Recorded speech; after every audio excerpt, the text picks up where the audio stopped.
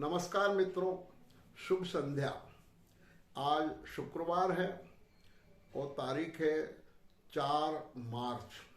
और जैसा आप जानते हैं, इन दिनों मेरे ज्ञान कणिका ग्रुप्स और यूट्यूब चैनल, इंस्टाग्राम पेज और फेसबुक पेज पर एक श्रृंखला चल रही है जिसका नाम है जीना इसी का नाम है।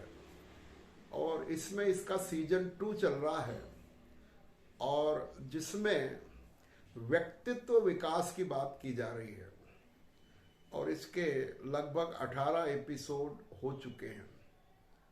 आज ये 19वां एपिसोड लेकर मैं उपस्थित हूँ और कई विषयों पर इसमें अपन चर्चा करते हैं, चिंतन करते हैं, विचार व्यक्त करते हैं। और जैसा मैंने बताया कि व्यक्तित्व का कोई सीमा नहीं है विकास करने की, बहुआयामी व्यक्तित्व हो सकता है।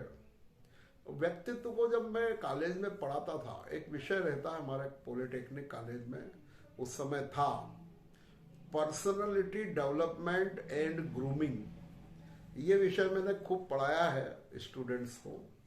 तो पर्सनालिटी डेवलपमेंट एंड ग्रूमिंग, ये डेवलपमेंट तो काफी चलता है, पर एक ग्रूमिंग क्या है? ग्रूम करना, नॉर्मली हम ग्रूम करना है ना, संवारना। तो पर्सनैलिटी को संवारे कैसे? डेवलप करने में और संवारने में क्या फर्क है?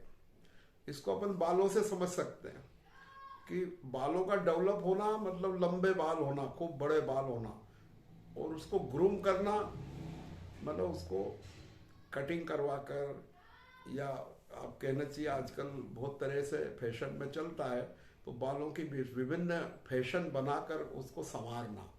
तो बढ़ना और संवारने में अंतर है। तो कई बार हम देखते हैं कि व्यक्तित्व डेवलप तो हो गया, बहुत डेवलप हो गया, पर ग्रूम नहीं हुआ। ये ग्रूम होना क्या है? उसके साथ जो सहायक चीजें चाहिए उसको ग्रूम कहते हैं। मान लीजिए आपने एक बहुत बड़ा पद प्राप्त कर लिया, किसी संस्था के बहुत बड़े आप अधिकारी बन गए, या कोई समाज में आपको बहुत बड़ा पद मिला, किसी संस्था में मिला, तो अब बड़े तो बन गए, या आपने कोई बहुत बड़ा बिजनेस डेवलप करके उसके मालिक हैं आप, तो डेवलपमेंट तो हो गए, पर्सनैलिटी डेवलप तो हो गई, यानी आपने एक बड़ी अचीवमेंट कर ली, आपका व्यक्तित्व बन गया मान लो उस तत्संबंधी। पर क्या उससे सहायक चीजें आपने की है क्या? तो मैं जो पढ़ाता था उसमें व्यक्तित्व को 2 भागों में बांटते हैं, एक आंतरिक व्यक्तित्व और एक बाह्य व्यक्तित्व। तो अभी तक जो हमारी चर्चाएं चली है वो ज्यादातर आंतरिक व्यक्तित्व पर चली है। ज्यादातर जो हमारे अंदर के जो गुण होते हैं, निडरता, प्रेम, सहयोग, मित्रता, स्वाभिमान, अभिमान नहीं होना, ये सारी बातें गुण कहलाते हैं, इसको आंतरिक व्यक्तित्व कहते हैं। तो क्या बाह्य व्यक्तित्व भी जरूरी है? तो उसके हिसाब से अगर अपन विचार करें तो व्यक्ति का बाह्य व्यक्तित्व भी संवरा हुआ होना चाहिए। इसके लिए अपन यूं कह सकते हैं कि उसका शरीर सौष्ठव, उसके कपड़े, उसकी ड्रेस, उसका चाल ढाल, उसका चलने का तरीका, उसका बात करने का तरीका, उसका लोगों से व्यवहारिक, ये सब बाह्य व्यक्तित्व में आएंगे। तो उसका एक छोटा सा हिस्सा लेने का प्रयास करते हैं अपन। वो क्या हो सकता है? मैंने जब 9वीं 10वीं क्लास में स्वेट मार्टिन की जो पुस्तक मुझे मिली थी नाम में, वो पढ़ी, तो एक अध्याय में ये बात स्वेट मार्टिन साहब ने कही थी कि व्यक्ति को सुंदर, व्यवस्थित और अवसरानुकूल रहना उसका कर्तव्य है। क्या आप मानेंगे कि अच्छे कपड़े पहनना आपकी ड्यूटी है? क्या आप मानेंगे कि जिस पद पर आप कार्य कर रहे हैं या जिस ढंग का आप व्यवसाय कर रहे हैं वैसे आप वेशभूषा पहनते हैं क्या? तो आज की बात थोड़ी वेशभूषा पे कर लें। तो नॉर्मली होना ये चाहिए कि जो स्टेटस में आप जी रहे हैं, जो आपका है, वो लगना भी चाहिए। कई बार मैंने कुछ केस में ऐसा देखे हैं कि पद तो बहुत बड़ा है, सम्मानित है पर उसके अनुकूल वेशभूषा नहीं है, तो वो व्यक्ति पूछा जाता है। कई बार, एक दो बार ऐसा हुआ कि हमारे एक दो मित्रों से पूछा गया कि भाई इस कॉलेज का प्रिंसिपल कौन है, जबकि वो स्वयं प्रिंसिपल थे, पर उनकी वेशभूषा वैसी नहीं थी। और व्यक्ति, बाहरी व्यक्ति जो प्रथम बार आपसे मिलेगा, जो जानता नहीं है, वो आपको वेशभूषा से ही पहचानेगा कि आप किस पद पर हैं।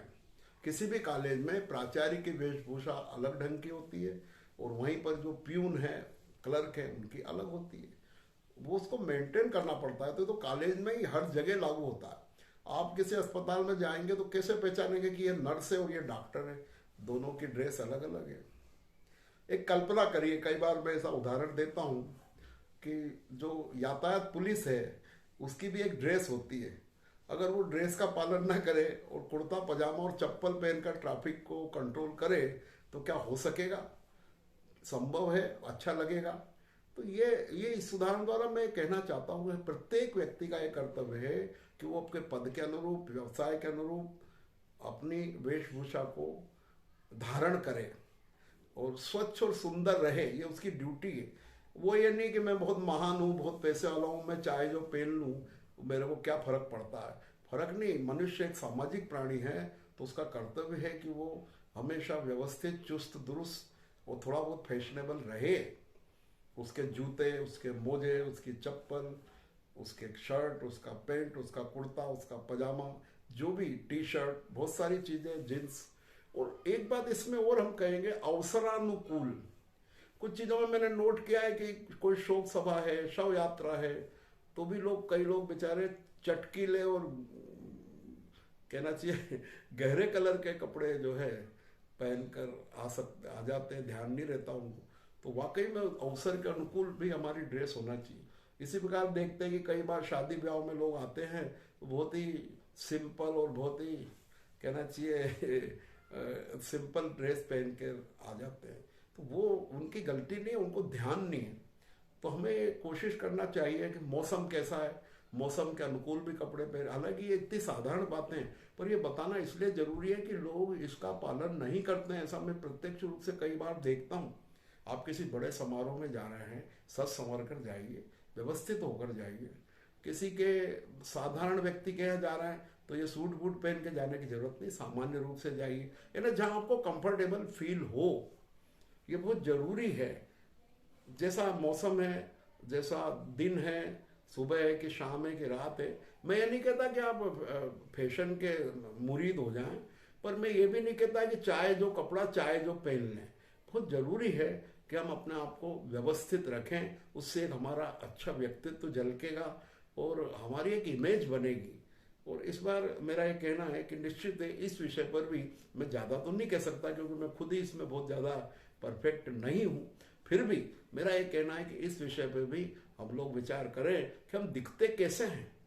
क्या हम सुंदर दिखते हैं? क्या हम अवसर के अनुकूल दिखते हैं? हमारा वेशभूषा, हमारी स्टाइल वैसी है क्या? इस पे भी जरूर सोचें, तो निश्चित है कहीं ना कहीं उसका अच्छा असर आप पर पड़ेगा। ऐसे मैं मान के चलता हूँ। आज का विषय बस यही लेके मैं पूरा करता हूँ। धन्यवाद।